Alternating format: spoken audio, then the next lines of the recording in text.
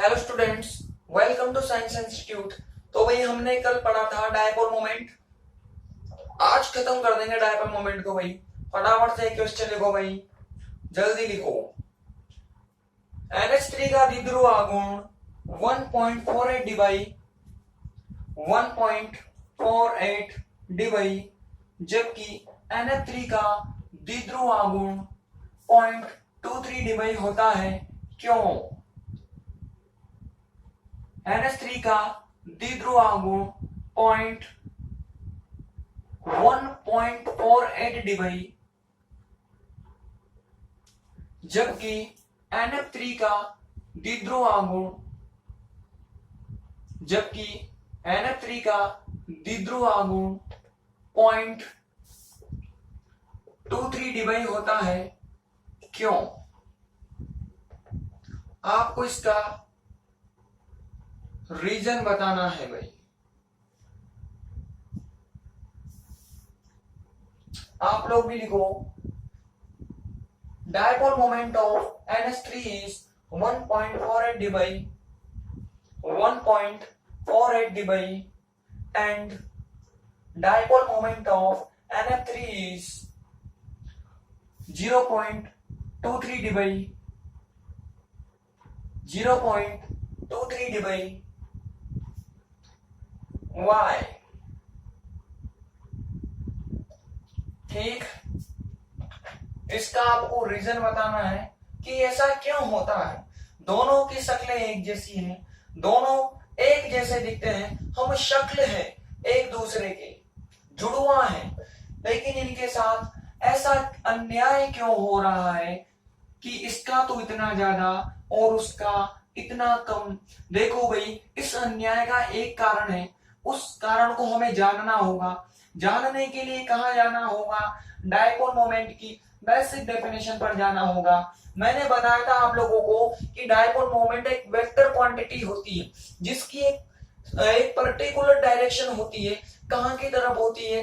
किसी lower electronegative atom से higher electronegative atom की तरफ होती है। निम्न विद्युत ऋणी परमाणु से उच्च विद्युत ऋणी की तरफ होती है। पहले NH3 का खेल देखते हैं, इसके अंदर क्या हो रहा है, इसकी क्या कहानी है। ये हाइड्रोजन था, ये नाइट्रोजन था। अगर मैं इस बॉन्ड के डायपोल मोमेंट की डायरेक्शन देखना चाहूं, इस बंध के द्विध्रुव आघूर्ण की दिशा देखना चाहूं, तो कहां की तरफ निकलेगी? ऊपर की तरफ निकली। ये भी सेम टू सेम है, तो इसकी भी ऊपर की तरफ और इसकी भी कहां की तरफ निकलेगी? ऊपर की तरफ निकलेगी। आ रही है बात समझ में? मतलब आ रहा है ना आपको समझ में? ये यहाँ पर नाइट्रोजन का एटम होगा, इधर की तरफ तो ये हो गया H, यहाँ की तरफ दूसरा वाला क्या हो जाएगा? H हो जाएगा, और इधर की तरफ क्या हो जाएगा? तीसरा वाला H हो जाएगा। ऐसे करके हो जाएगा, ऐसे करके होगा ना, ऐसे करके। अब देखो होगा क्या, यहां से होगा क्या भाई? इस तरह से होगा ये। अब देखो, इसका भी कहां की तरफ निकला? ऊपर की तरफ निकला। ये भी ऊपर की तरफ निकला और ये भी ऊपर की तरफ निकला। अगर मैं इनका रिजल्टेंट निकालूंगा, परिणाम निकालूंगा, तो कहां की तरफ निकलेगा? ऐसे करके निकलेगा ऊपर की तरफ। ये इधर, ये इधर, ये इधर। अगर रिजल्टेंट की बात करूंगा तो कहां की तरफ निकलेगा? बिल्कुल ऊपर की तरफ निकलेगा। इस दिशा में निकल कर आएगा। आई बात समझ में? इस दिशा में निकल कर आया तो इनका रिजल्टेंट कहां पर निकलेगा? इधर की तरफ निकलेगा। और जो LP होता है, हमेशा ध्यान रखना, चाहे ये एटम कैसा भी हो, हाई इलेक्ट्रोनेगेटिव हो, लो इलेक्ट्रोनेगेटिव हो, हमेशा इस LP का डायपोल मोमेंट इस एटम से दूर की तरफ होता है, इससे विपरीत ओर होता है, इससे दूर की तरफ होता है। मतलब इसका कहां निकलेगा? ऊपर की तरफ निकलेगा। LP का भी ऊपर की तरफ निकला, इनका जो परिणामी था इसका भी ऊपर की तरफ निकलेगा। तो दोनों वैल्यू सेम डायरेक्शन में होने से वैल्यू जुड़ जाएगी, एड हो जाएगी। एड कोई भी चीज होती है तो वैल्यू बढ़ जाती है, वैल्यू इंक्रीज हो जाती है, और मान बढ़कर कितना हो जाता है? इतना हो जाता है। लेकिन NF3 में क्या हो रहा है भाई? अब इसमें फ्लोरीन आ गया। यहाँ पर तो हाइड्रोजन था, बच्चा सा हाइड्रोजन था, यहाँ पर भी बच्चा सा है, लेकिन इसकी इलेक्ट्रोनेगेटिविटी बहुत ज्यादा होती है, सबसे मैक्सिमम इलेक्ट्रोनेगेटिव एलिमेंट है। तो नाइट्रोजन से ज्यादा होने से इसका इधर की तरफ निकला, इसका भी इधर की तरफ निकला, इसका इधर की तरफ निकला। अब यहाँ पर हो क्या गया, अब यहाँ पर उल्टा हो गया। क्या हो गया भाई, इसका इधर की तरफ, इसका इधर की तरफ और इसका इधर की तरफ, इधर इधर इधर। तो अगर मैं इनका रिजल्टेंट निकालूंगा तो कहां की तरफ निकलेगा, ऐसे निकलेगा नीचे की तरफ। मतलब डायरेक्शन कहां होगी, नीचे की तरफ होगी, नीचे की तरफ। अब यहां से होगा क्या, इसकी डायरेक्शन कहां की तरफ आई, इधर की तरफ आ गई, नीचे की तरफ इसका रिजल्टेंट। और एलपी का तो मैंने अभी भी बताया है, इसका तो एटम से विपरीत दिशा में होगा, एटम से अपोजिट डायरेक्शन में होगा। अब ये वाली डायरेक्शन और ये वाली डायरेक्शन दोनों एक दूसरे के अपोजिट है, और दो चीजें अगर अपोजिट हो और वो वेक्टर क्वांटिटीज हो, सदिश राशियां हो, तो दोनों आपस में एक दूसरे को कैंसिल करेगी, एक दूसरे को निरस्त कर देगी, मतलब मान घट जाएगा। इसी वजह से वैल्यू डिक्रीज होकर कितनी हो जाती है, 0.23 हो जाती है। आ गई बात समझ में। इसमें तो सेम डायरेक्शन में होने से वैल्यू जुड़ गई तो बढ़ गया मान, इसमें घट गया तो मान घट गया। ये क्वेश्चन जाने कितनी बार आ गया, जाने कितनी बार आएगा, पिछले साल के पेपर उठा के देख लेना, लाइन से मिलेगा ये आपको। कभी कभी तो हर साल आ जाता है और कभी कभी 1-2 साल छोड़ के आ जाता है, लेकिन आया हुआ है कम से कम पिछले 8-10 सालों में ये क्वेश्चन 6 से 7 बार आया होगा। अब क्या है इसके अंदर, क्या है, कुछ भी तो नहीं है। ये ऐसा था, ये ऐसा था, हमें अगर बेसिक स्ट्रक्चर पता हो, बेसिक रूल्स पता हो, तो हम इजीली कर सकते हैं। अरे इसको क्या, इसके जैसे अगर 10 भी बना कर दे देगा वो, तो भी हम कर सकते हैं, क्योंकि सारा का सारा जो गेम है वो किसका है, डायपोल मोमेंट की डायरेक्शन का है। सेम है कि अपोजिट है, हमें सिर्फ यह देखना है। अगर हमने यह देख लिया तो इसके जैसे हजारों मॉलिक्यूल के लिए हम सोल्व कर सकते हैं। इसके लिए हायर है तो क्यों है, लोअर है तो क्यों है। आ गई बात समझ में, फटाफट से इसका आंसर लिखो भाई। पहले तो डायग्राम छाप लो आप लोग, जल्दी छाप लो, दोनों छाप लो, जल्दी कर लो। कर लिया होगा आप लोगों ने, करना कैसे है पता है ना, वीडियो को पॉज करके डायग्राम्स के नीचे लिखो।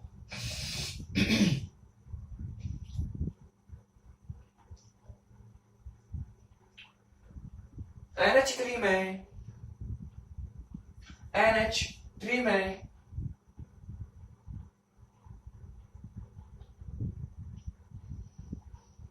नाइट्रोजन की विद्युत ऋणता हाइड्रोजन से उच्च होने के कारण, नाइट्रोजन की विद्युत ऋणता हाइड्रोजन से उच्च होने के कारण, उच्च होने के कारण NH बंध का द्विध्रुव आघूर्ण, NH बंध का द्विध्रुव आघूर्ण नाइट्रोजन परमाणु की ओर होता है। द्विध्रुव आघूर्ण नाइट्रोजन परमाणु की ओर होता है,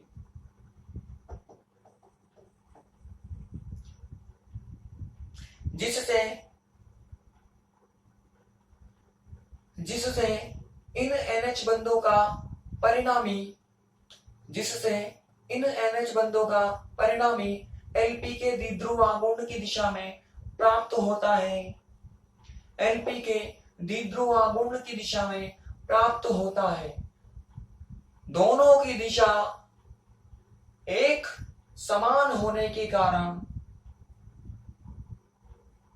इसका द्विध्रुव आघूर्ण 1.48 डिवाई प्राप्त होता है। इसका द्विध्रुव आघूर्ण 1.48 डिवाई प्राप्त होता है। अगली लाइन से लिखो, NF3 में फ्लोरीन परमाणु की विद्युत ऋणता नाइट्रोजन से अधिक होने के कारण,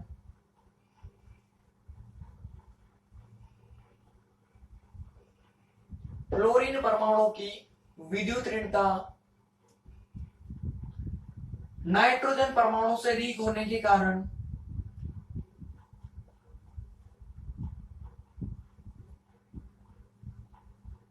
NF बंध का द्विध्रुव आघूर्ण NF बंध का द्विध्रुव आघूर्ण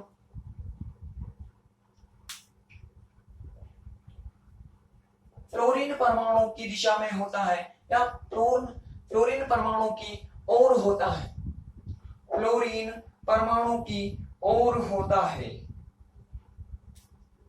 जिससे NF बंधों का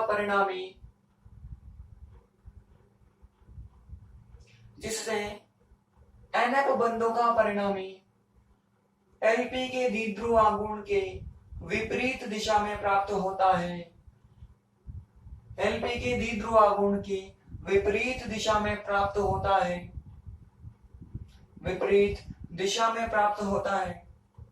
अतः दोनों की दिशाएं एक दूसरे के विपरीत होने के कारण, दोनों की दिशाएं एक दूसरे के विपरीत होने के कारण इसका द्विध्रुव आघूर्ण 0.23 प्राप्त होता है, 0.23 डिवाइड प्राप्त होता है। ओके, आप लोग लिखो इन NH3 direction of dipole moment of NH bond, in NH3 direction of dipole moment of NH bond is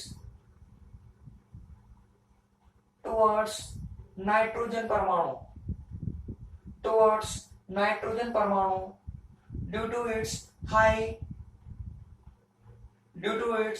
electronegativity, due to its high electronegativity.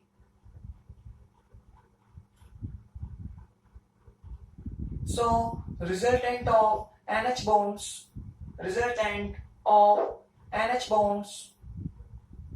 is obtained in direction of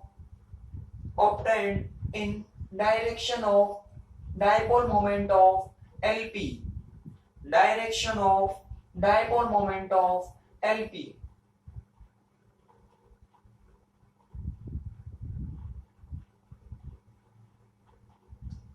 Directions of both are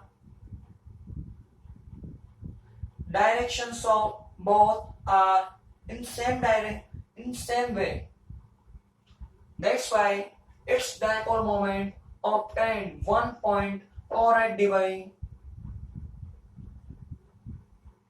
That's why its dipole moment obtained 1.48 dBi.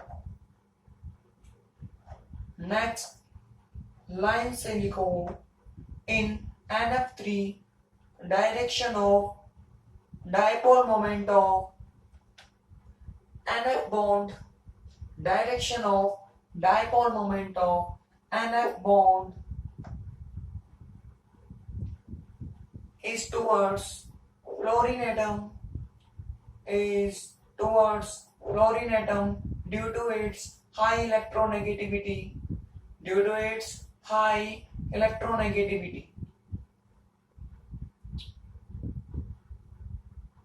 So resultant of NF bonds is obtained in opposite direction of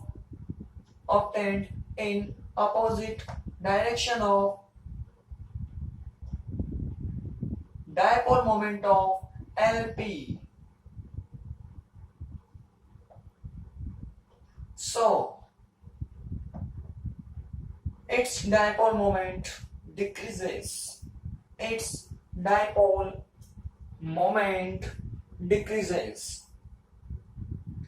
Its dipole moment decreases. Okay, ये था most important question जो हम कर चुके हैं और हमने इसको बहुत अच्छी तरीके से समझ लिया है। अब हमारा टॉपिक चेंज हो गया। अब हम कहाँ आ गए? पोलराइजेबिलिटी पर। अभी तक हमने इसके अंदर बेसिकली दो टॉपिक पढ़े हैं। सबसे पहले पढ़ा था हमने प्रकाशिक सक्रियता, ऑप्टिकल एक्टिविटी। उसके बाद सेकंड टॉपिक हमने पढ़ा डायपोल मोमेंट। अब थर्ड टॉपिक की बारी है पोलराइजेबिलिटी या ध्रुवणता। आगे बात समझ में, 4-5 टॉपिक सारे इसमें बड़े बड़े टॉपिक है, लेकिन जैसे अभी तक 2 ही टॉपिक हुए हैं। अब ये तीसरा स्टार्ट हुआ है ध्रुवणता। अब 3-4 लेक्चर तक यही चलेगा, उसके बाद में फिर टॉपिक चेंज होगा, फिर वो 3-4 तक चलेगा, ऐसे करके चलता रहेगा चलता रहेगा चलता रहेगा।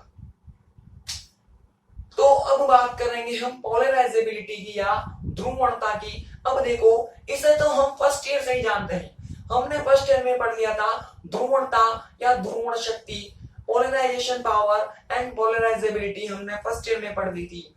लेकिन हमें याद कहाँ रहता है, हमें याद नहीं रहता है, हमें तो कल का पढ़ा हुआ याद नहीं रहता, तो फर्स्ट ईयर की बात फाइनल में याद हो ऐसा तो हो ही नहीं सकता। जब याद नहीं होगा तो फिर शुरू करते हैं, स्टार्टिंग से शुरू करते हैं, बिल्कुल बेसिक से शुरू करते हैं। होता क्या है देखो भाई,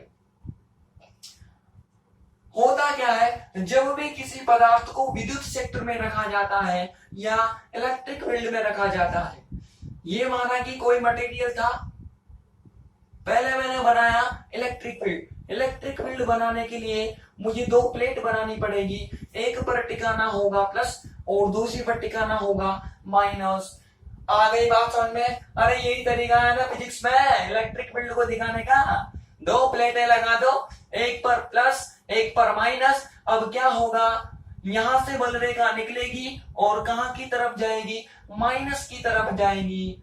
ऐसा ही होता है, बिल्कुल ऐसा ही होता है भाई। ये सब फिजिक्स की बातें हैं जो कि थोड़ी बहुत केमिस्ट्री में भी कभी कभी काम आ जाती है। तो मैंने बना दिया इलेक्ट्रिक फील्ड। अब इसमें किसी मॉलिक्यूल को बिठाना है, किसी पदार्थ को बिठाना है। तो पदार्थ ऐसा था मेरे पास, ये ऐसा पदार्थ था भाई, ऐसा पदार्थ था, ये पदार्थ था। स्टार्टिंग में इसका डायपोल मोमेंट कितना है,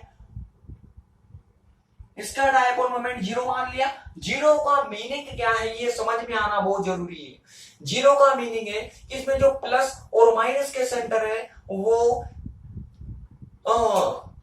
रेंडमली अरेंज है, मतलब अलग अलग तरीके से अरेंज है। कहीं प्लस माइनस इस प्रकार से अरेंज होगा इसके अंदर। न तो आपको कहीं स्पेशल प्लस मिलेगा ना स्पेशल माइनस मिलेगा, इस तरह से प्लस माइनस इक्वली डिस्ट्रीब्यूट हो जाएगा, रेंडमली अरेंज हो जाएगा इस पूरे मॉलिक्यूल में। तो आप अगर इसका म्यू निकालोगे तो ऑलवेज कितना मिलेगा, 0 मिलेगा। ऐसा मॉलिक्यूल को आपने बिठा दिया इलेक्ट्रिक फील्ड के अंदर, विद्युत क्षेत्र के अंदर, तो इस पर क्या लगेगा, बल लगेगा। प्लस पर भी बल लगेगा, माइनस पर भी फोर्स लगेगा, दोनों पर फोर्स लगेगा।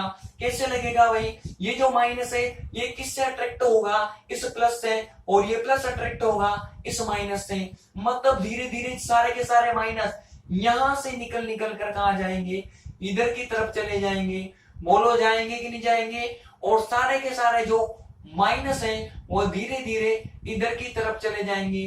बोलो ऐसा ही होगा क्या? अरे ऐसा ही होगा क्या? ये प्लस और माइनस इक्वली डिस्ट्रीब्यूट था, समान रूप से वितरित थे।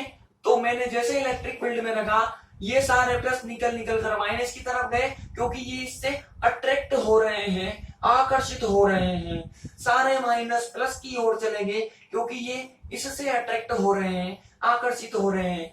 तो जैसे ही प्लस हमने देखा किस मॉलिक्यूल में प्लस और माइनस के जो सेंटर पहले इक्वली डिस्ट्रीब्यूट थे, समान रूप से वितरित थे, अब वे विद्युत क्षेत्र में रखने पर अलग अलग हो गए। मतलब दोनों सेंटर डिफरेंशिएट हो गए, सेपरेट हो गए। इसी घटना को क्या कहा जाता है, ध्रुवणता कहा जाता है या पोलराइजेबिलिटी कहा जाता है। तो किसी भी मॉलिक्यूल में अगर प्लस और माइनस के सेंटर अलग अलग हो जाए, एक इधर चला जाए एक इस वाले कोने पर चला जाए, तो समझो उसमें उत्पन्न हो चुकी है ध्रुवणता। उसमें क्या उत्पन्न हो जाएगी भाई, पोलराइजेबिलिटी उत्पन्न हो जाएगी। अब इसके अलग अलग तरीके हैं कहने के, सारे तरीके सुनो, एक एक तरीका मैं समझाता हूं। देखो कितने नामों से इसको जान सकते हैं हम। सिंपल सा नाम क्या हो गया, पोलराइजेबिलिटी, ध्रुवणता। अब देखो इसने किया क्या, अब जैसे ये हुआ होगा, बताओ इस मॉलिक्यूल पर जब सारे प्लस इधर की तरफ आ जाएंगे तो इसका ये वाला पार्ट इधर की तरफ अट्रैक्ट होने लगेगा। सारे माइनस इधर की तरफ आ जाएंगे तो ये वाला पार्ट इधर की ओर अट्रैक्ट होने लगेगा। तो क्या करेगा, ये इधर की तरफ से खींचेगा, ये इधर की तरफ से खींचेगा। जब दोनों ऐसे खींचेंगे तो ये जो गोला नजर आ रहा है, ये गोला क्या हो जाएगा, पिचक जाएगा। ये इधर बढ़ जाएगा, ये इधर जा जाएगा, मतलब ये क्या हो जाएगा, थोड़ा सा लंबा हो जाएगा, पिचक जाएगा।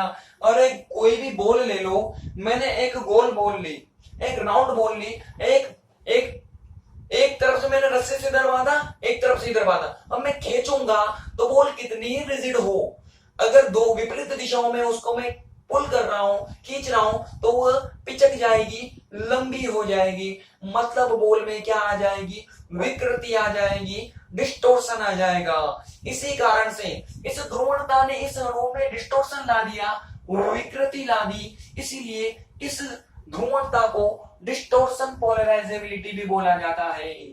अरे बात समझ में आई कि नहीं आई?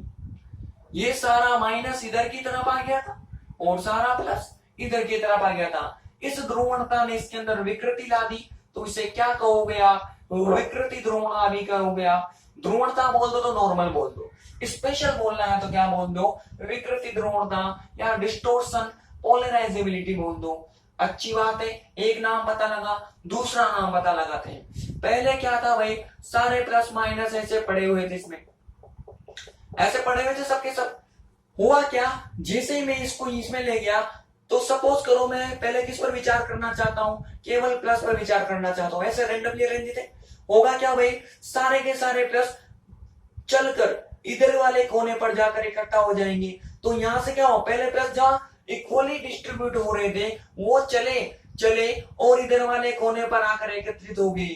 तो इससे क्या हुआ, ये प्लस वाला सेंटर अलग हो गया। इस प्लस वाले सेंटर का अलग होना, इसलिए इस घटना को इस प्लस के रेस्पेक्ट में, अब प्लस किस पर होता है, नाभिक पर, न्यूक्लियस पर होता है। और न्यूक्लियस क्या होता है, एक एटम में होता है। समझ में आ रही है? प्लस किस पर होगा, न्यूक्लियस पर, नाभिक पर। और नाभिक किसके अंदर होता है, एटम में होता है। तो यहां से सारे के सारे एटम इधर की तरफ आ जाएंगे, छोटे छोटे न्यूक्लियस यहां पर आ जाएंगे। इस वजह से इस घटना को इस प्लस के रेस्पेक्ट में एटॉमिक पोलराइजेशन भी बोला जाता है, परमाणुवीय ध्रुवणता भी कहा जाता है। आ गई बात समझ में? प्लस कहीं और जगह पड़ा हुआ था, वो चलकर एक कोने पर चला गया, तो प्लस के रेस्पेक्ट में इसको क्या बोल दिया, एटॉमिक पोलराइजेशन या परमाणुवीय ध्रुवणता। ये तो प्लस के लिए हुआ। अगर मैं ऐसे माइनस को बोलूंगा तो माइनस में तो चल के गया होगा, प्लस जाएगा तो माइनस भी जाएगा। तो माइनस क्या किस पर होता है, इलेक्ट्रॉनों पर होता है। इसलिए माइनस के रेस्पेक्ट में इस घटना को कहा जाता है इलेक्ट्रॉनिक पोलराइजेशन। तो कितने नाम हो गए भाई, 4 नाम हो गए। बिना झोल झाल वाला नाम बोलना है तो बोल दो भाई, क्या बोल दो, ध्रुवणता बोल दो, पोलराइजेबिलिटी बोल दो। हमें स्पेशलिटी के साथ में बोलना है तो क्या बोल दो, विकृति ध्रुवणता बोल दो, डिस्टॉर्शन पोलराइजेबिलिटी बोल दो। अलग अलग बोलना है तो प्लस के रेस्पेक्ट में बोल दो एटॉमिक पोलराइजेशन, और माइनस के रेस्पेक्ट में बोल दो इलेक्ट्रॉनिक पोलराइजेशन। एक हो जाएगी परमाणु ध्रुवणता और दूसरी हो जाएगी इलेक्ट्रॉनिक ध्रुवणता। और इन दोनों ध्रुवणता का परिणाम ही क्या हो जाएगा, विकृति ध्रुवणता। ये इधर गया, ये इधर गया, दोनों, ये एटॉमिक, ये इलेक्ट्रॉनिक, अगर दोनों को जोड़ दूंगा तो मुझे किसका मान मिल जाएगा, विकृति ध्रुवणता का मान मिल जाएगा। मतलब डिस्टॉर्शन पोलराइजेबिलिटी की मुझे वैल्यू मिल जाएगी। बात समझ में आ रही है? तो इसको मैं अल्फा बोलूं या स्पेशलिटी के सामने क्या बोल दूं, अल्फा डी बोल दूं। D for distortion, distortion means विकृति। सामान्य ध्रुवणता तो अल्फा हो गया, स्पेशलिटी क्या कर दी, विकृति ध्रुवणता। ये किसके बराबर हो जाएगी भाई, ये वाली जो ध्रुवणता होती है इसको कहा जाता है अल्फा है, ए फॉर एटॉमिक, और ये हो जाएगी ई, ई फॉर इलेक्ट्रॉनिक। तो दोनों को अगर मैं ऐड कर दूंगा तो मुझे किसकी वैल्यू मिल जाएगी, इस विकृति ध्रुवणता का मान मिल जाएगा। बोलो बात समझ में आई कि नहीं आई? एक एक नाम जो हमने इनका नामकरण किया, हमने इनका जो नोमेनक्लेचर किया, वो आपको समझ में आया कि नहीं आया? आया तो फिर लिखो, इसकी किस बात की देरी है, लिखो फटाफट से लिखो, जल्दी लिख डालो। जब किसी पदार्थ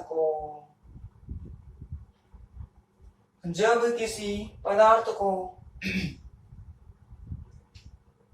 विद्युत क्षेत्र में रखा जाता है तो, जब किसी पदार्थ को विद्युत क्षेत्र में रखा जाता है तो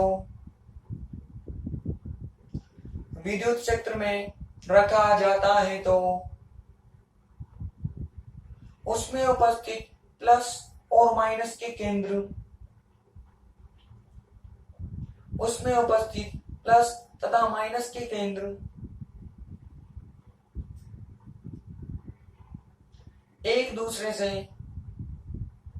अलग हो जाते हैं, एक दूसरे से अलग हो जाते हैं।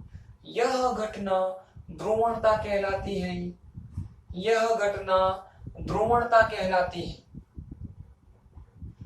यह घटना ध्रुवणता कहलाती है। इस घटना से अणु की ज्यामिति विकृत हो जाती है, इस घटना से अणु की ज्यामिति बोल दो, संरचना बोल दो, आकृति बोल दो बस, कुछ भी बोल दो, लेकिन बोल दो बस। अणु की आकृति विकृत हो जाती है, अतः इसे विकृति ध्रुवणता भी कहते हैं, अतः इसे विकृति ध्रुवणता भी कहते हैं। इस घटना से प्लस के केंद्र अलग होकर, इस घटना से प्लस के केंद्र अलग होकर एक सिरे पर एकत्रित हो जाते हैं, एक सिरे पर एकत्रित हो जाते हैं। अतः धनायन के अनुसार या धनायन के रेस्पेक्ट में यह घटना परमाणवीय ध्रुवण कहलाती है, परमाणवीय ध्रुवण कहलाती है। इस घटना से लिखते जाओ कंटिन्यू करके, इस घटना से ऋणायन के केंद्र दूसरे छोर पर एकत्रित हो जाते हैं, अतः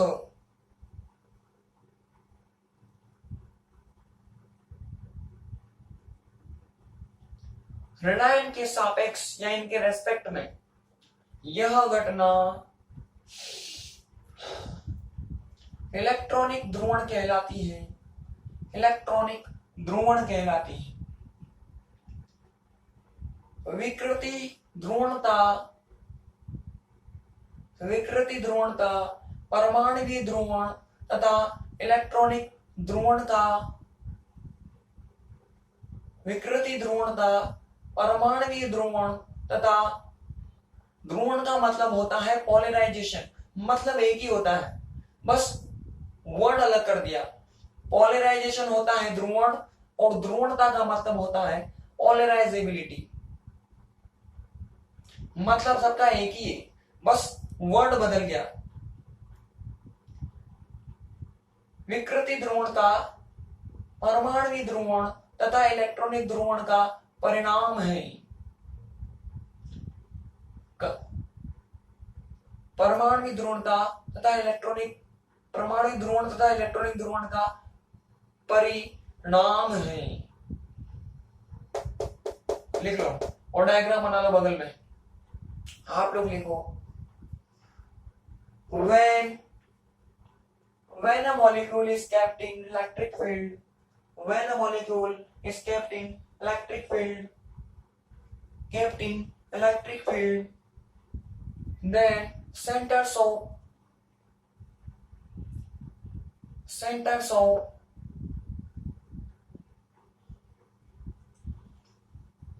when a molecule is kept in electric field, then centers of positive and negative ions are separated. This phenomena is called polarizability. Is called polarizability.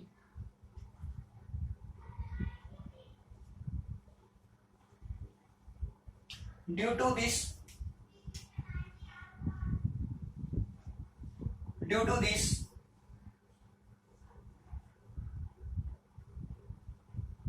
shape of molecule, Due to this, shape of molecule is distorted.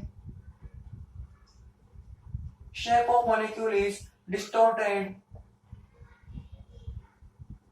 So it is also called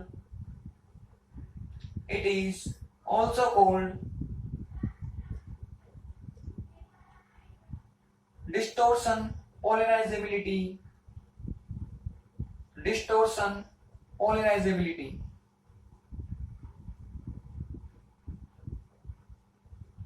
Distortion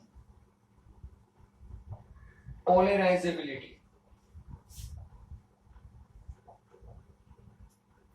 ठीक.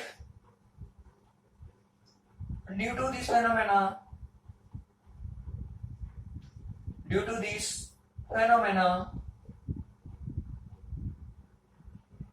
centers of positive ion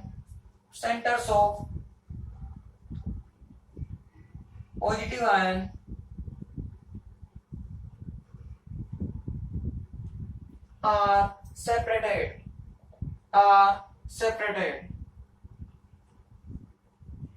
So, with respect to positive ion,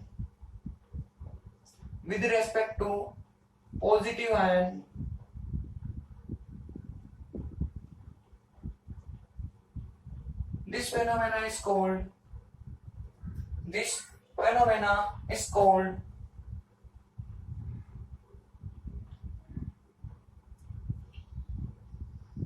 atomic polarization.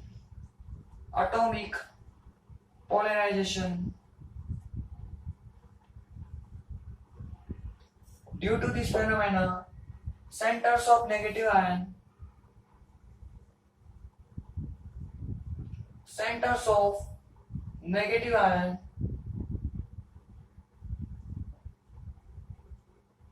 are separated.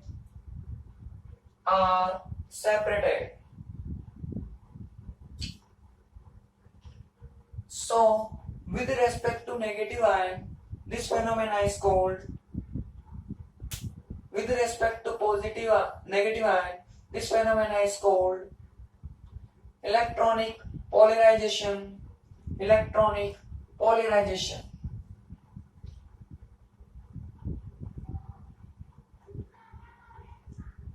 अगली line से लिखो, next line से लिखो भाई, distortion polarizability is result of atomic polarization and electronic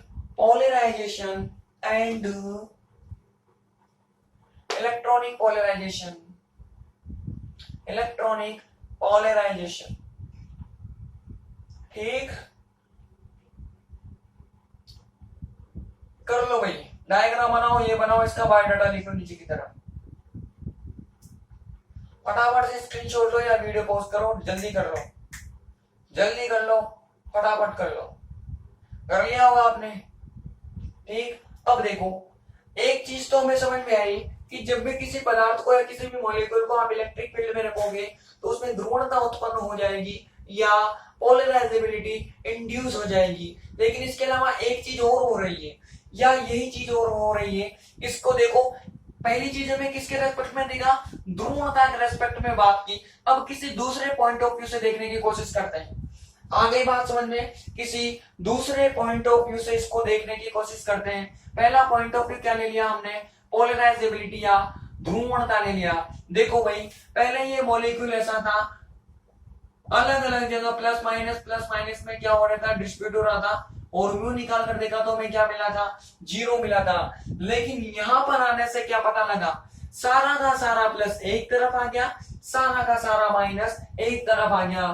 तो बताओ, इसकी जो क्वालिटी है ये किससे मैच करती है, डायपोल से मैच करती है। उसमें भी क्या होता है, एक सिरे पर प्लस होता है, दूसरे सिरे पर माइनस होता है। यहां भी एक एंड पर प्लस है और दूसरे एंड पर माइनस है। मतलब ये किसके समान दिखने लग गया, डायपोल के जैसा दिखने लग गया, द्विध्रुव के जैसा दिखने लग गया। मतलब ये मॉलिक्यूल पहले डायपोल नहीं था, जैसे ही इसको इलेक्ट्रिक फील्ड में रखा ये डायपोल बन गया। हमने किसी चीज को डायपोल बना दिया, जो काम हम करते हैं या हमने बनाया, जबरदस्ती बनाया, खुद बनना चाहता था क्या? अगर खुद बनता तो यही बन जाता। हमने बनवाया, हमने उस पर फोर्स लगा दिया, बल लगा दिया, बल लगाते ही ये दोनों अलग अलग हो जाएंगे। हमने जबरदस्ती इससे काम करवाया, जबरदस्ती डायपोल बना दिया, तो ऐसे डायपोल को क्या कहोगे आप? इंड्यूस डायपोल कहोगे या प्रेरित द्विध्रुव कहोगे। आई बात समझ में? पहले नहीं था, हमने बनाया, जबरदस्ती बनाया, प्रेशर से बनाया, हमने प्रेशर किया, हमने प्रेशराइज किया उसको कि बन, तो बन गया। तो इसी कारण से इस डायपोल को कहा जाएगा इंड्यूस डायपोल या प्रेरित द्विध्रुव। आ गई बात समझ में? तो पहली चीज तो हमने देखी, इसमें पोलराइजेबिलिटी आ गई, और दूसरी चीज यह एक डायपोल में कन्वर्ट हो गया, और इस तरह का जो डायपोल होता है उस डायपोल को कहा जाता है प्रेरित द्विध्रुव या इंड्यूस डायपोल। इस डायपोल का जो डायपोल मोमेंट होगा, इस द्विध्रुव का जो द्विध्रुव आघूर्ण होगा, उस द्विध्रुव आघूर्ण को क्या कहोगे आप? म्यू इंड्यूस्ड या इंड्यूस्ड म्यू कहोगे आप। देखो म्यू तो म्यू हो गया, हमने बनाया, बनाया मतलब प्रेरित किया, प्रेरित का मतलब हो गया इंड्यूस। इंड्यूस को किससे लिखा जाता है? आई से लिखा जाता है। मतलब इसका जो भी डायपोल मोमेंट होगा वो क्या हो जाएगा? म्यू आई हो जाएगा। सपोज करो जो ये इलेक्ट्रिक फील्ड मैंने लगा रखा है, इसकी स्ट्रेंथ कितनी हो? कैपिटल एफ हो। इसकी मैंने जो तीव्रता है उस तीव्रता को मैंने कितना कर दिया? एफ कर दिया। स्ट्रेंथ को मैंने एफ कर दिया।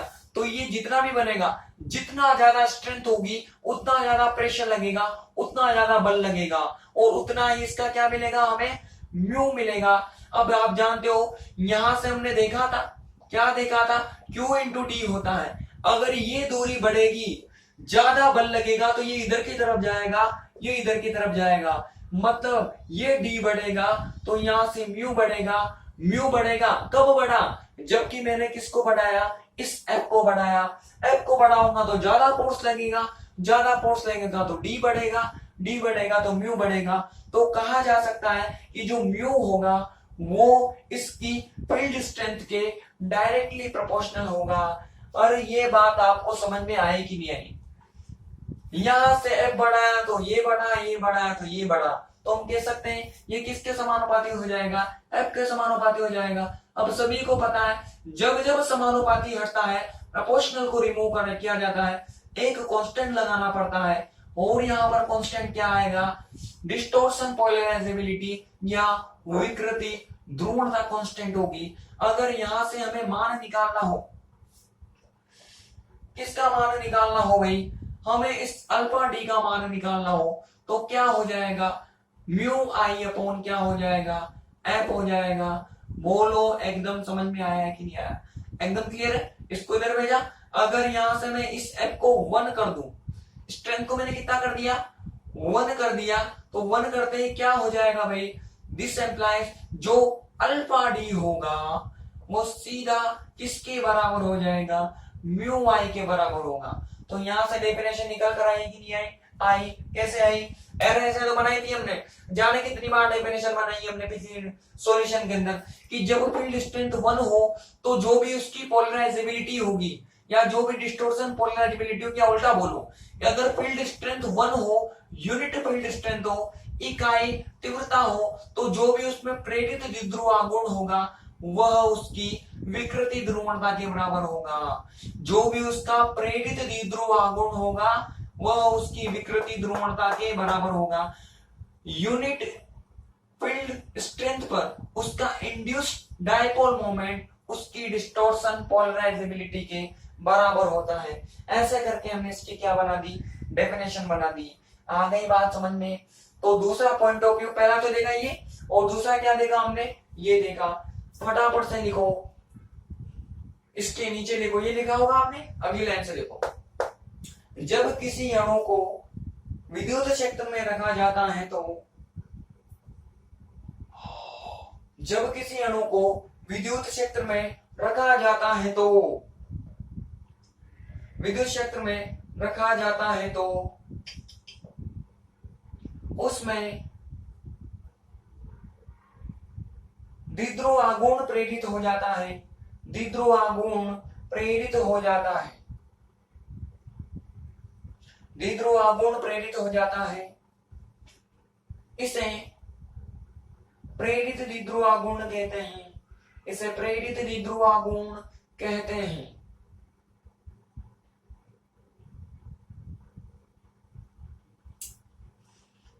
इसे म्यू आई से प्रदर्शित करते हैं,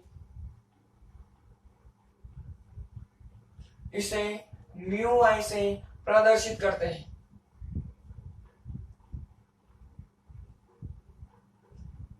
म्यू आई विद्युत क्षेत्र की तीव्रता F के समानुपाती होता है, म्यू आई विद्युत क्षेत्र की तीव्रता F के समानुपाती होता है, समानुपाती होता है।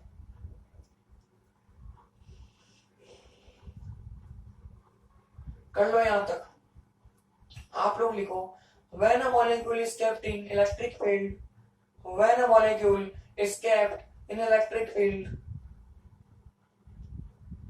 then it converts into dipole, it converts into dipole. Dipole moment of this molecule, dipole moment of this molecule is called induced dipole moment. Dipole moment of this molecule is called induced dipole moment. It is represented by mu I. Mu I is directly proportional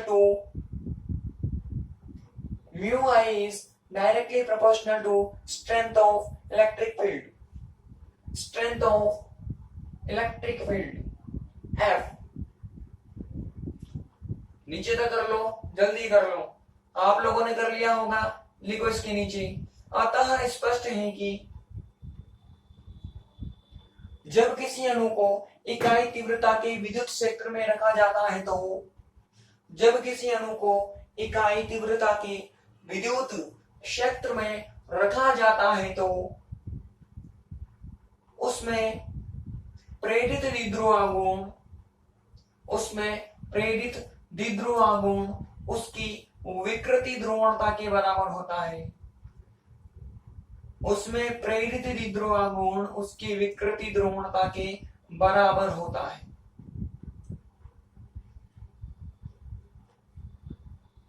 आप लोगों ने कर लिया होगा, लिखो। It's clear when a molecule is kept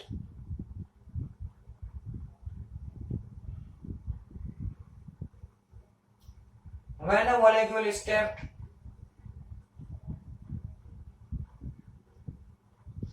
in unit strength of electric field, unit strength of electric field, unit strength of electric field, then its induced dipole moment is equal to, then its induced dipole moment is equal to distortion polarizability. Induced dipole moment is equal to distortion polarizability. Distortion polarizability. Done.